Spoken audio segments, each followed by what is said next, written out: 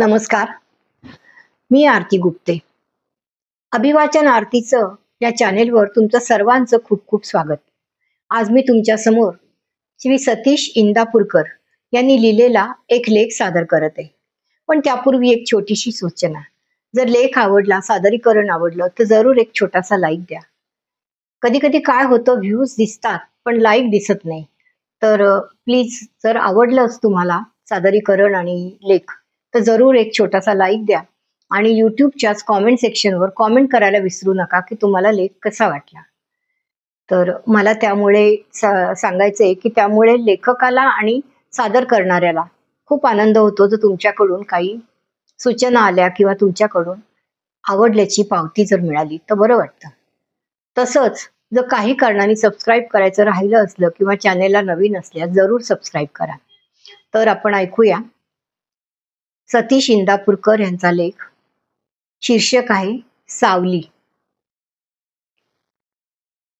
काही दिवसांपूर्वी मित्राच्या शेतात गेलो होतो. मस्त फिरलो आणि जेवण झाडाच्या सावलीत. ती झाडाची सावली अवर्णनीय आनंद देऊन गेली. सावली, आईची आठवण आली.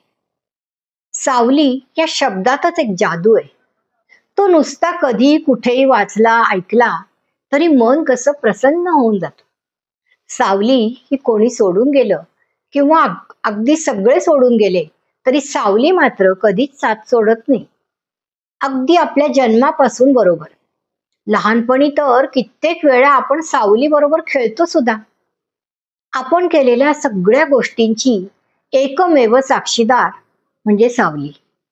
सावली तुम्हाला जाणीव करून देत असते मनातली अनेक तृप्त अतृप्त अनेक भावनांची. सावली बरोबर संवाद साधता आला पाहिजे, म्हणजे आत्मज्ञान वाढतं.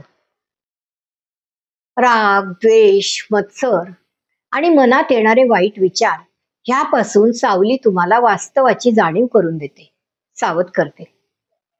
अनेक नात्यांना सावली मानसिक बळ देते. आईची, बाबांची, भावा बहिणीची, बायको मुलांची सावली जगणं किती आनंदी आणि सुसंस्कृत सुसह्य करते. सावलीच्या सान्निध्यात समृद्ध जीवन जगण्याचं भाग्य जन्मताच लाभतं. सावली पाय घट्ट रोवून जमिनीवर ठेवते. सावलीच असते आपला गुरु, मूक साक्षीदार आपल्या जन्मापासून. जन्माला आल्यापासून सावली तर असतेच कायम बरोबर, पण तोही असतो अदृश्य रूपात. तो कोणालाच नकोसा असतो. बरं, त्याच्या येण्याचे काही नियम वगैरे काही नाही. कितीही त्याच्यापासून पळण्याचा प्रयत्न केला तरी तो त्याला आवडेल तेव्हा येतो. आयुष्यभर अतिशय बेभरवशी असणारा साथीदार.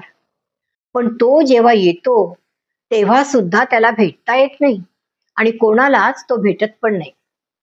सावली आपल्याला जगण्याचं सामर्थ्य देते आणि मृत्यू जन्मापासून कायम भीती दाखवत जगायला लावतो.